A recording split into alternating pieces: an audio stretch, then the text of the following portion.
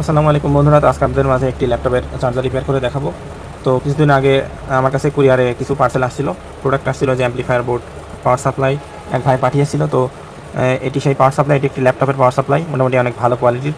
তো এটির সমস্যা হলো এটা আমাদের কোনো আউটপুট দেয় না। তো চলুন এটা আমরা এখন রিপেয়ার করে দেখাই। তো বন্ধুরা, এটি আমাদের এই দুইটা হলো আমাদের এসি ইনপুট, দেখতে পাচ্ছেন এখানে এসি ইনপুট আছে। তো আমরা ফার্স্টে ফিউজটা চেক দিব, দেখি আমাদের ফিউজটি ভালো আছে নাকি। দেখতে পাচ্ছেন আমাদের ফিউজটা ভালো আছে, ফিউজটা ভালো রয়েছে। তারপরে আমরা এই যে আমাদের বিজ ডাউট, পরে আমরা এখন 300 ভোল্টেজ ডিসি চেক করবো যে আমাদের 300 ভোল্টেজ আছে কিনা। তো আমরা এখন এখানে এসি কারেন্ট লগ ইন করবো সিরিজ লাইন থেকে, দেখতে পাচ্ছেন এই যে আমি দুইটা প্রোব লাগিয়ে নিলাম মিটার। এটা এখান থেকে আমরা এখন 220 ভোল্ট অর্থাৎ এসি ভোল্টেজ আমরা ইন করে দেখবো যে আমাদের ভোল্টেজ ওকে আছে কিনা। আপনারা মিটারের দিকে খেয়াল রাখুন। বন্ধুরা দেখেন, আমি মিটারের দিকে আপনারা খেয়াল রাখুন যে আমি এখন 300 ভোল্টেজ মাপবো। তো দেখতে পাচ্ছেন আমাদের এখানে 300, 13, 12, 11, 12 ভোল্টেজ। তো আমাদের 300 ভোল্টেজ ওকে আছে। আপনারা সবসময় এসএমপিএসের রিপেয়ারের ক্ষেত্রে 300 ভোল্ট ওকে টেস্ট করে নেবেন। তো আমি লাইনটি তুলে দিলাম। এখন আমাদের যে হাই ভোল্টেজ ক্যাপাসিটার ভোল্টেজ মাপলাম, এখানে অনেক হাই ভোল্টেজ থাকে, তো আমরা ডিসচার্জ করে নিব। আপনারা লাইটের দিকে খেয়াল রাখুন, দেখতে পেলেন আমাদের লাইটটি জ্বলে উঠলো, তার মানে ক্যাপাসিটারটি ডিসচার্জ হয়ে গেল। এখন আমরা নেক্সট স্টেপে যাব। তো বন্ধুরা, এই যে আমাদের এসএমপিএসে যে মসফেটটি ছিল এটা আমি খুলে নিয়েছি, এবং এখানে যে একটা আইসি ছিল আমাদের মূলত এই সুইচিং আইসিটা নষ্ট। এই যে আমাদের একটা এখানে লেখা আছে ME 8202 আইসিটি লেখা ছিল, অসিলেশন আইসি। তো এটি আমাদের নষ্ট। তো আমাদের এই যে মসফেটটা খুলে নিয়েছি F8N70, অর্থাৎ এটি 8 এম্পিয়ারে 700 ভোল্ট পর্যন্ত সাপোর্ট করে। তো মসফেটটি আমরা মেপে দেখব। চলুন আমরা একটি ডায়োড মোডে নিয়ে যাই। মসফেট মাপার নিয়ম হলো, আপনার এন চ্যানেল মসফেট মাপার নিয়ম, এই এই নেগেটিভ প্রোবটা অর্থাৎ মিটারের যে নেগেটিভ প্রোবটা আমরা মাঝখানের বডিতে ধরবো, এবং পজিটিভটা একবার সোর্স পিনে দেখুন 500 রিডিং, আর 2-1 সেকেন্ডের জন্য গেট পিনে ধরবো, আবার সোর্স পিনে ধরবো। তো দেখতে পাচ্ছেন 100 কমে যাবে। এটি যত কম থাকবে, এভাবে যত কম থাকবে তত এটি ভালো। তো আমাদের মসফেটটা ভালো আছে, এছাড়া কোনো রিডিং দেখাবে না, এই দুইটা পিনেই শুধু দেখাবে, এছাড়া কোনো রিডিং দেখাবে না। তাহলে আমি বুঝবো যে আমাদের মসফেটটি ভালো আছে। তো বন্ধুরা, মসফেটটি যেহেতু আমাদের ভালো আছে, সেহেতু আমি পুনরায় সার্কিটে অর্থাৎ হিটসিঙ্কের সাথে আমি লাগিয়ে নিব। দেখতে পাচ্ছেন আমি হিটসিঙ্কের সাথে সুন্দরভাবে এখন লাগিয়ে নিচ্ছি। এটি আমরা সুন্দর করে লাগিয়ে নিলাম হিটসিঙ্কের সাথে, যেন মসফেটটি ঠান্ডা থাকতে পারে। এখন আমরা এই হিটসিঙ্ক সহ মসফেট যেটি ছিল সেটি আমরা পুনরায় আবার এখানে বসিয়ে দিব। তো আমি একটা বসিয়ে নিই। তো বন্ধুরা, এই মসফেটটি আমি লাগিয়ে নিয়েছি। তারপরে আমাদের যে মসফেটের সোর্স পিনের যে শান্ট রেজিস্টার থাকে, শান্ট রেজিস্টার দুইটাই ভালো আছে, চেক করে নিয়েছি মিটারে। শান্ট রেজিস্টার দুইটা শর্ট দেখাবে। আপনারা এসএমপিএস মসফেট চেঞ্জ করতে গেলে সবসময় শান্ট রেজিস্টারটি মেপে নেবেন। দেখতে পাচ্ছেন এটি সবসময় কিন্তু শর্ট দেখাবে একদম। এটি 0.56 ohms দুইটা প্যারালাল করে দেওয়া। তো এখন আমাদের মোটামুটি 300 ভোল্ট ওকে আছে, আপনাদের মসফেটও ভালো আছে। তাই আমরা এমন একটি মডিউল ইউজ করবো। তো আপনারা মাত্র এই মডিউলের সাহায্যে যে কোনো ফ্লাইব্যাক সিস্টেমের যে এসএমপিএস আছে সেগুলো রিপেয়ার করতে পারেন মাত্র একটি মডিউল দিয়ে। চলুন এটার কানেকশন আমরা এখন দেখি। তো বন্ধুরা, আমাদের আইসি চালানোর জন্য একটি স্টার্টআপ রেজিস্টার ইউজ করা হয়। তো এখানে দেখতে পাচ্ছেন 754 অর্থাৎ 750 এর যে রেজিস্টার, এখানে দুইটা সিরিজ করা আছে। তো সিরিজ করা আছে, ডাবল করা আছে, এইগুলোতে এম্পিয়ার একদম লো লাগে। এই জন্য আমরা এই 754 এটা বাদ দিয়ে আমরা 100K অথবা 150K কিংবা 220K দিতে পারি। অথবা আমি চাচ্ছি এখন এই 750 দুইটা সিরিজ কানেকশনে আছে, এইটা আমি এখন প্যারালাল কানেকশন করে দিব। এখন প্যারালাল কানেকশন করে 750K অর্ধেক আমরা 375 রেজিস্ট্যান্স বানাবো। তো আমি দুইটা এখন প্যারালাল কানেকশন করে দিব। এটি সাবধানে এখন উঠাবো। প্যারালাল কানেকশন বলতে আমরা এটির একটার সাথে আরেকটা, একটার গায়ে আরেকটা এখন আমরা লাগিয়ে দিব। দেখতে পাচ্ছেন আমি আইসিটি তুলে নিলাম, এই রেজিস্টারটি আমরা তুলে নিলাম 750K। তখন এটার গায়ে আমরা আরেকটা লাগাবো, যেন প্যারালাল কানেকশন যেভাবে করে আমরা সেভাবে এখন এটি বসিয়ে দিব। আচ্ছা, তার আগে এটা আমরা মেপে নিই। আমরা রেজিস্ট্যান্স মোডে দিয়ে মিটারের দিকে খেয়াল রাখুন, এটি 750K দেখাবে। তো চলুন দেখি এটা আমাদের ওকে আছে কিনা।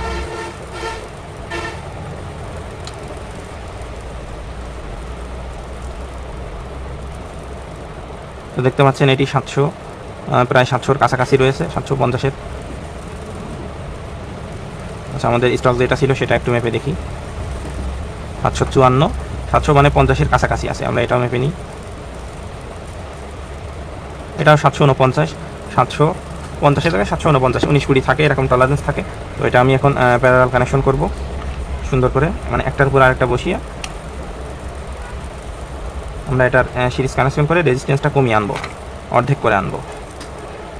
বন্ধুরা দেখতে পেলেন আমি একটার উপর আরেকটা বসিয়ে দিয়েছি, প্যারালাল কানেকশন করে দিয়েছি স্টার্টআপ রেজিস্টার। এখন আমরা এটার রেজিস্ট্যান্স মেপে দেখবো যে কত হয়েছে, 375-এর আশেপাশে থাকবে। তো দেখতে পাচ্ছেন 370, তার মানে আমাদের এটি কানেকশন করা হয়ে গেছে। তো এখানে যে আমরা একটা রেজিস্টার আমরা উঠিয়ে ফেলছিলাম, এইটা এখন আমরা এখানে একটা শর্ট করে দিব। তো বন্ধুরা আমাদের অক্সিলারি ভোল্টেজ যে ক্যাপাসিটার থাকে এটা আছে 25 ভোল্ট 10 মাইক্রোফ্যারাডের ক্যাপাসিটার। এখানে আমরা 25 ভোল্টের জায়গায় আমরা 50 ভোল্ট দিয়ে দেবো, যেহেতু এটি 12 ভোল্টের, এখানে 50 দেওয়াটাই বেটার। এখানে একটু হাই ভোল্টেজ থাকে, অনেক সময় চলে আসে। দেখুন এটা 25 ভোল্ট 10 মাইক্রোফ্যারাডের আছে। তো এটা আমরা এখন এই যে 50 ভোল্ট 47 মাইক্রোফ্যারাডে দিয়ে দেবো। 50 ভোল্ট 47 মাইক্রোফ্যারাড। তো আমাদের প্লাস মাইনাস দেখে আমরা এটি বসিয়ে দিব এখন। তো আমরা প্লাস মাইনাস দেখে এই 50 ভোল্ট 47 মাইক্রোফ্যারাডের ক্যাপাসিটারটি এই যে আমরা বসিয়ে নিলাম। আমি রাং দিয়ে এটি আরও সুন্দর করে এখন বসিয়ে নিব। তো দেখলেন আমরা সুন্দরভাবে এটি বসিয়ে নিলাম। আচ্ছা, এখানে আমাদের আরেকটা জাম্পার করতে হবে, সেটা হলো আমরা যে স্টার্টআপ রেজিস্টার থেকে যে একটা লাইন নিয়েছিলাম, এই যে প্যারালাল কলাম যে দুইটা, এখান থেকে সরাসরি এই ক্যাপাসিটারের পজিটিভে দিব আমরা। এখানে যে অক্সিলারি ভোল্টেজের যে ক্যাপাসিটার রয়েছে এখান থেকে এখানে একটা জাম্পার করে দিব। তো বন্ধুরা আমরা এই যে ক্যাপাসিটারের পজিটিভ প্রান্ত থেকে আমরা এই যে স্টার্টআপ রেজিস্টার আমরা বের করলাম, এখানে আমরা সরাসরি একটি জাম্পার করে দিব। এই যে এটা লাইন এখানে, তো আপনারা লাইন ঠিক মতো দেখে নেবেন।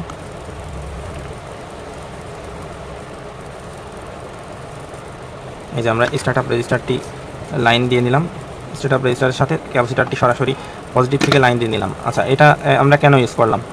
আমরা যখন এসএমপিএস চলার পর এই আইসিটি, আমরা যে আইসিটি বসাবো, এই যে 5 তারের যে একটা মডিউল বসাবো, এই মডিউলের আইসিটি চলে কিন্তু এই ট্রান্সফরমার থেকে। কিন্তু ট্রান্সফরমার চালু হওয়ার পূর্বে আপনার হালকা করে মানে এই স্টার্টআপ রেজিস্টার এই সফট করে একটা স্টার্ট করে দেয়, আইসিটিকে চালু করে দেয়। আইসি চালু হয়ে গেলে তখন এই আইসিটি চলে ট্রান্সফরমার থেকে। তো এটি আমরা এই যে স্টার্টআপ রেজিস্টার সরাসরি ক্যাপাসিটারের পজিটিভ থেকে দিলাম। তো এখন আমরা এই আইসিটির এটি কানেকশনগুলো দেখব। তো দেখতে পাচ্ছেন এখানে 5 কালারের 5টা তার রয়েছে। তো এক এক করে দেখা, এই যে সবুজটাতে দেখতে পাচ্ছেন এটা যাবে আমাদের মসফেটের গেট পিনে, অর্থাৎ মসফেটের 1 নম্বর পিনে যাবে।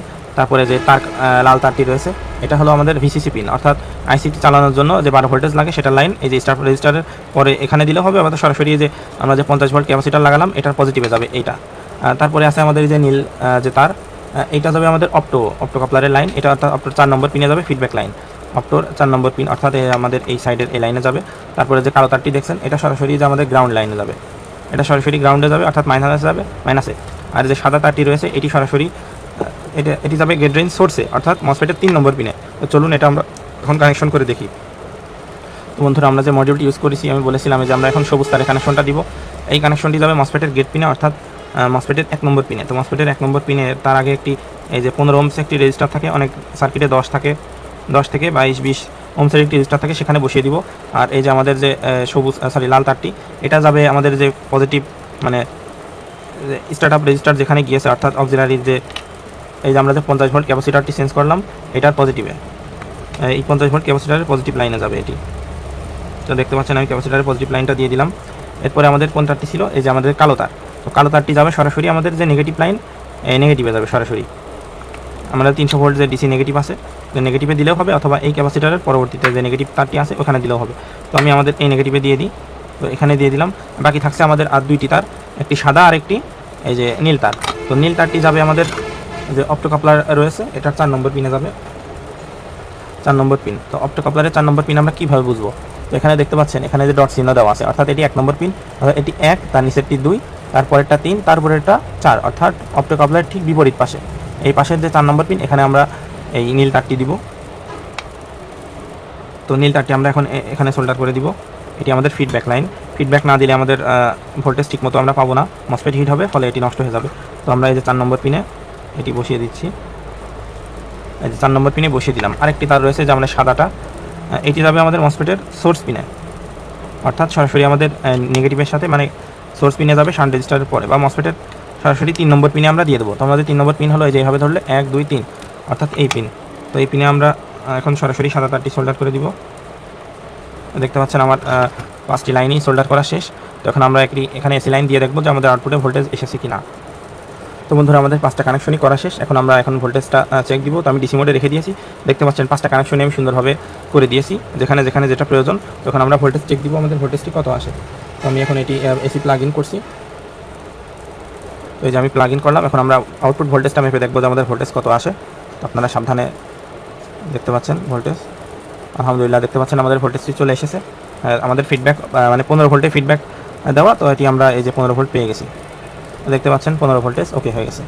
তো এইভাবে মাত্র একটি মডিউল ইউজ করে আপনারা যে কোনো এসএমপিএস 90% ফ্লাইব্যাক সিস্টেম এসএমপিএস আপনারা রিপেয়ার করতে পারবেন। তো ধন্যবাদ সবাইকে সাথে থাকার জন্য। এটি আমি এখন সুন্দরভাবে রেডি করে প্যাক করে দিব।